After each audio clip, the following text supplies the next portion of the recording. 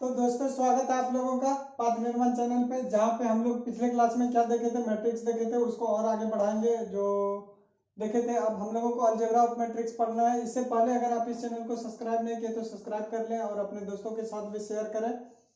यहाँ पे आप लोगों को जो मिलेगी मैथमेटिक्स का सारी जानकारी मिलेगी, जो भी हो 11 12 सबका मैथमेटिक्स का जानकारी मिलेगा इस चैनल पे।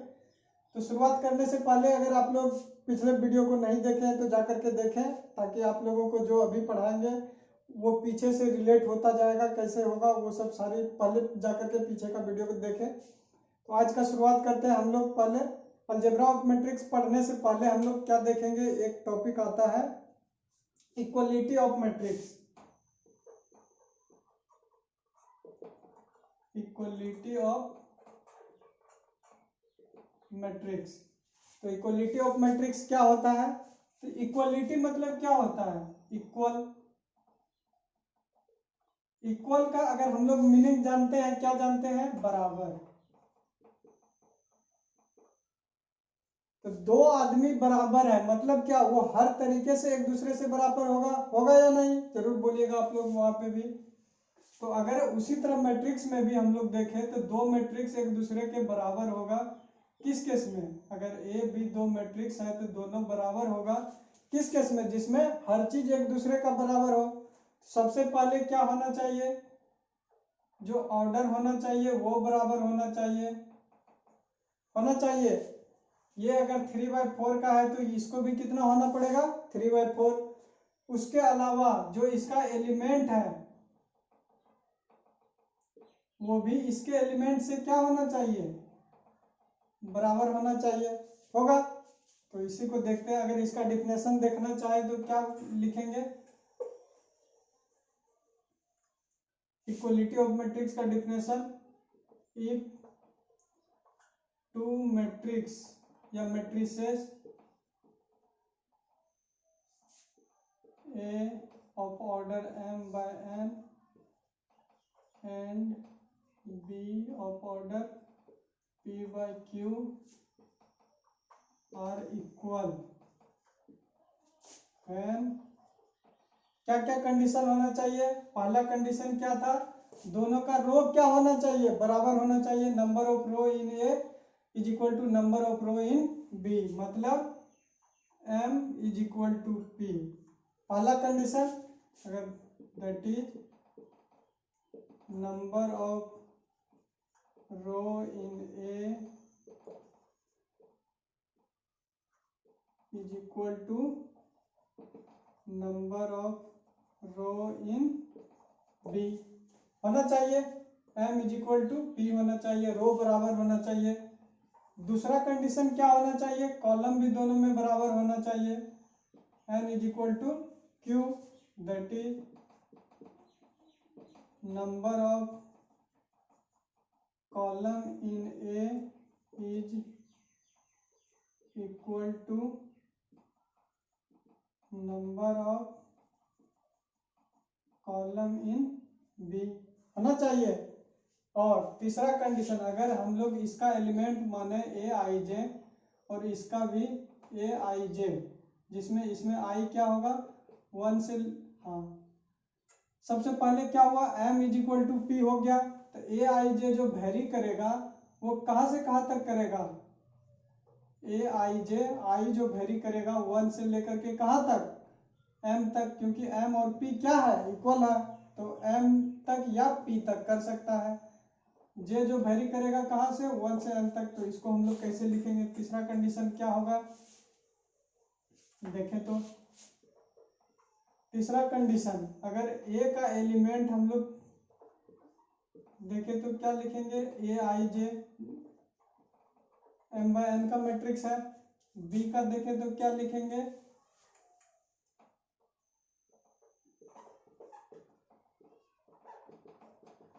b/ij p/q। लेकिन क्या दो कंडीशन में क्या लिखे? m is equal to P, n is equal to q। तो pq को हम लोग क्या लिख सकते हैं? m/n लिख सकते हैं। तो तीसरा कंडीशन जो होगा, करस्पॉन्डिंग एलिमेंट भी क्या होना चाहिए? दो को बराबर होने के लिए बराबर होना चाहिए। मतलब A I J is equal to B I J I K हर उस वैल्यू के लिए जो 1 से m तक वेरी करे, और j के हर उस वैल्यू को जो 1 से लेकर के n तक वेरी करे, तब हम लोग क्या कहेंगे, a और b जो है matrix A is equal to matrix B। तब हम इस दोनों मैट्रिक्स को क्या कहेंगे, इक्वल है। तो क्या क्या कंडीशन हुआ दो मैट्रिक्स को इक्वल होने के लिए, पहले तो दोनों का रो नंबर ऑफ रो बराबर होना चाहिए, कॉलम बराबर होना चाहिए। अगर दोनों बराबर हो गया तो इसका मतलब क्या हुआ, दोनों का ऑर्डर बराबर होना चाहिए। तीसरा, जो करस्पॉन्डिंग एलिमेंट है वो भी क्या होना चाहिए, आपस में बराबर होना चाहिए। अगर A11 ये है, B11 मतलब A11 बराबर होना चाहिए B11 के साथ। तो यही है। तो तीसरा कंडीशन अगर हम लोग स्टेटमेंट में लिखना चाहिए तो क्या लिखेंगे,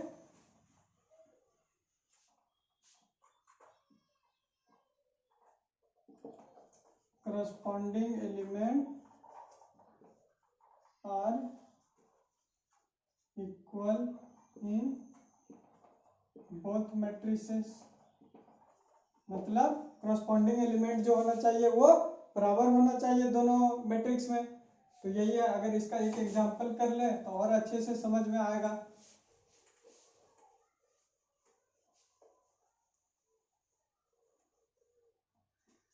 मान लीजिए कोई मैट्रिक्स A है जो दिया हुआ है, क्या दिया हुआ है भाई, जो 3 2 1 2 1 क्या है, x y 5 है, और क्या है 1 -1 4 है, यही है। हाँ, और B मैट्रिक्स दिया हुआ है, क्या दिया हुआ है ये, उसको लिख लेते हैं, क्या है 3 2 1 या -1 0 5 एंड -1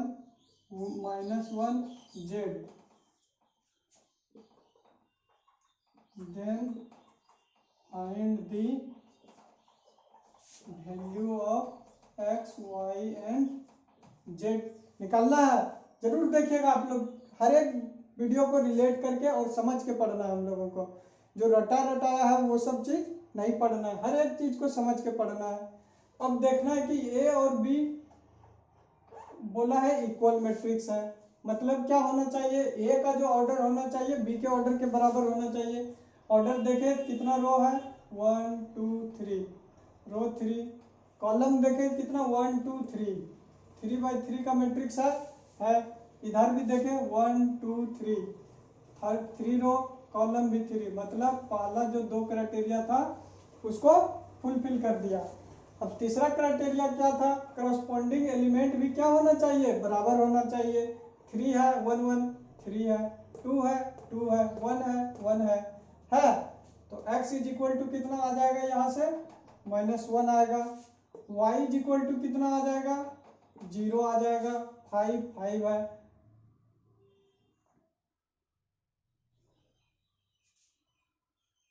यहाँ पे 1 है, 1 1 है, -1 -1, तो z कितना आ जाएगा 4। तो दो मैट्रिक्स इक्वल होगा कब, जब उसका ऑर्डर क्या होना चाहिए, बराबर होना चाहिए। साथ में और क्या, उसका करस्पॉन्डिंग एलिमेंट आपस में बराबर होना चाहिए, तभी हम इस दो मैट्रिक्स को क्या कहेंगे, दोनों इक्वल है। तो उसका नाम क्या होता है, इक्वलिटी ऑफ मैट्रिक्स। तो ये हो गया हम लोगों का इक्वलिटी ऑफ मैट्रिक्स। अब इससे का यूज करेंगे हम लोग आगे जा करके, जब अलजेब्रा अब स्टार्ट कर रहे हैं तो अच्छे से स्टार्ट करें उसका हम लोग।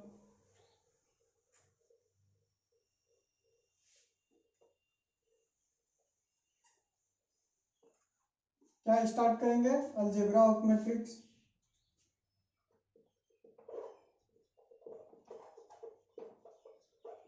Algebra of matrices. तो अलजेब्रा में पहला चीज हम लोग जो पढ़ेंगे, क्या पढ़ेंगे, एडिशन। एडिशन ऑफ मैट्रिसेस, क्योंकि दो मैट्रिक्स का एडिशन होगा एडिशन ऑफ मैट्रिक्स पढ़ेंगे। तो दो मैट्रिक्स को ऐड करना है, मतलब एक मैट्रिक्स A होगा, दूसरा क्या होगा बी होगा। दोनों को क्या करना है हम लोगों को, पहले समझ लेते हैं क्या करना है, ऐड करना है। तो क्या होगा, किस केस में ऐड कर सकते हैं, अगर बोले कि आप पंजा लड़ाओ, एक के पास एक पंजा हो और हम दूसरे पंजा और उसके पास दूसरा पंजा ना हो, तो लड़ पाएंगे, नहीं लड़ पाएंगे, क्योंकि उसको बैलेंस ही नहीं बनेगा, मेरे पास दो पंजा है। उसी तरह यहाँ पे अगर इसके पास रो और कॉलम मान लीजिए 3/2 है, तो इसको भी क्या होना चाहिए, सेम पंजा इसके पास भी होना चाहिए, ताकि लड़ने में दोनों को बराबर हो। ना तो क्या कहेंगे, अगर इसके पास कम पंजा रहेगा तो क्या बोलेंगे कि तुम इससे धोखे से जीत लिए हो, क्यों, क्योंकि इसके पास एक पंजा कम था। तो इसलिए जब भी ऐड करेंगे तो दोनों को बराबर पंजा देंगे, मतलब जितना रो इसमें होगा उतना ही रो इसमें होगा, जितना कॉलम इसमें उतना कॉलम इसमें, तो दोनों को पहले क्या करना पड़ेगा, बराबर करना पड़ेगा, क्योंकि बराबर वालों में ही दोस्ती गहरी होती है। तो इसी तरह से जो इसका बराबर होगा, ये दोनों आपस में क्या होगा, बराबर, तभी दोस्ती कर सकता है। एडिशन एक तरह का क्या है, दोस्ती ही है। तो वही दोस्ती चल रहा है दोनों का, कि भाई दोनों हम दोनों बराबर हैं, अच्छे से दोस्ती बॉन्डिंग बनेगा हम लोग का, तो कर लेते हैं दोस्ती। तो दोस्ती करने के लिए क्या, पहले दोनों का लेवल सेम होना चाहिए, मतलब दोनों का ऑर्डर सेम होना चाहिए। अगर इसमें भी 3 रो है, इसमें भी 3 रो होना चाहिए। दूसरा क्या, इसमें 2 कॉलम, तो इसमें भी 2 कॉलम होगा, तभी दोनों को ऐड कर सकते हैं, क्योंकि हर एक एलिमेंट का करस्पॉन्डिंग एलिमेंट के साथ ही हम लोग एडिशन करेंगे, ना कि दूसरे एलिमेंट के साथ। इसका इसके साथ एडिशन होगा, सबके अपने अपने करस्पॉन्डिंग एलिमेंट के साथ एडिशन होगा, तभी ये एडिशन संभव है। तो पहला क्राइटेरिया क्या हुआ, दोनों का ऑर्डर सेम होना चाहिए, तभी ऐड कर सकते हैं। और ऐड किसको करेंगे, सबके करस्पॉन्डिंग एलिमेंट को ऐड करेंगे। तो आइए देखते हैं।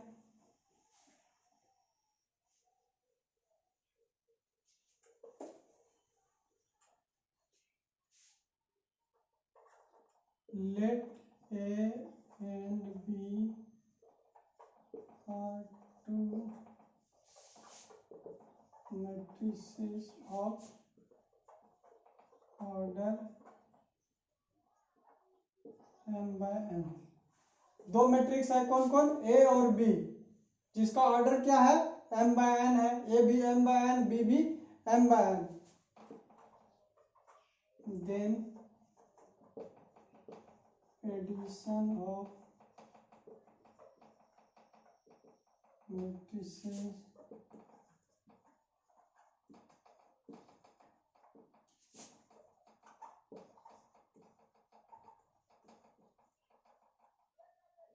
sum of corresponding element of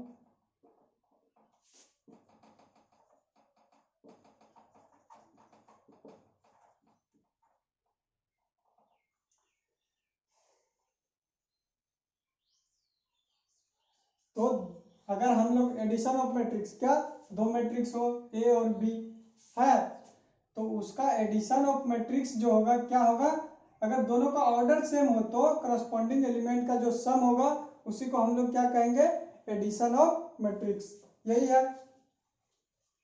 तो अगर हम लोग इसको कॉम्पैक्टेड फॉर्म में पहले लिख लें एक बार, तो इजी हो जाएगा और समझने में हम लोगों को।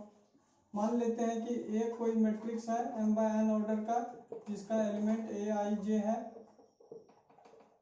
है। बी कोई है मैट्रिक्स, क्या होगा, bij होगा, उसमें भी क्या होना चाहिए, दोनों का ऑर्डर। सबसे पहला नोट में क्या लिखेगा कि एडिशन उसी मैट्रिक्स का होगा जिसका ऑर्डर सेम हो, जरूर बोलिएगा आप लोग। तो क्या होगा, दोनों का ऑर्डर सेम होगा तभी ऐड कर सकते हैं, वो भी किसको, करस्पॉन्डिंग एलिमेंट को ऐड करेंगे, जहाँ पे आई जो वेरी करेगा कहाँ से कहाँ तक करेगा, 1 से लेकर के m तक, और जे जो वेरी करेगा कहाँ से, 1 से लेकर के n तक होगा।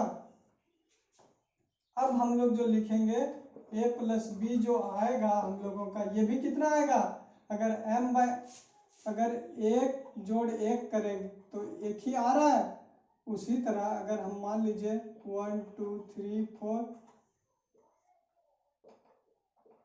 है, दोनों 2 बाई 2 का है, तो क्या आ जाएगा, करस्पॉन्डिंग एलिमेंट को ऐड करेंगे 4 6 8 10, तो ये भी कितना 2 बाई 2 का आएगा। तो ये भी जो आने वाला है हम लोगों का क्या आने वाला है, ए I J plus B I जे, ये भी जो ऑर्डर आएगा कितने का आएगा, m बाय n का ही आएगा, क्योंकि अभी सम करके देखे क्या ये भी 2 बाई 2 का आया, हाँ आया, तो ये भी कितना होगा भाई m बाय n का ही आएगा।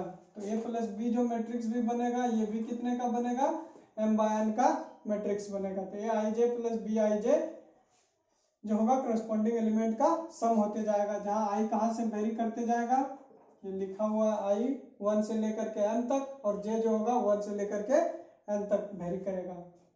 तो यही हो गया एडिशन ऑफ मैट्रिक्स। अगर हम लोग मार्क करके लिखना चाहे तो क्या,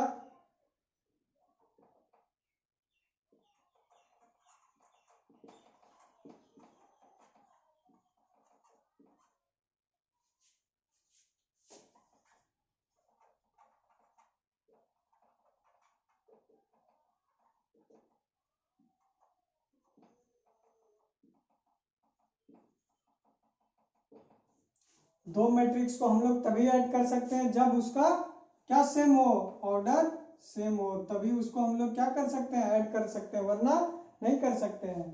तो ये सब छोटी छोटी बातें जो है आपको ध्यान रखना होगा, क्योंकि ये सब जो छोटी छोटी बातें हैं ये किसको एलिमिनेट करने में हम लोगों को मदद करेगी, जब ऑप्शन सब आएगा, ऑब्जेक्टिव क्वेश्चन आएगा तो उसमें ऑप्शन सबको एलिमिनेट करने में हेल्प करती है।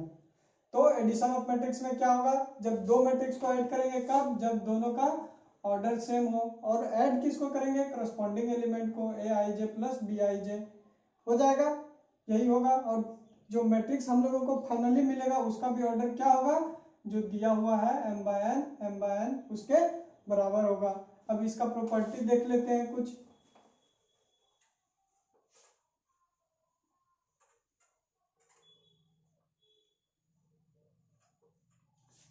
तो पहला प्रॉपर्टी जो होगा एडिशन ऑफ मैट्रिक्स का,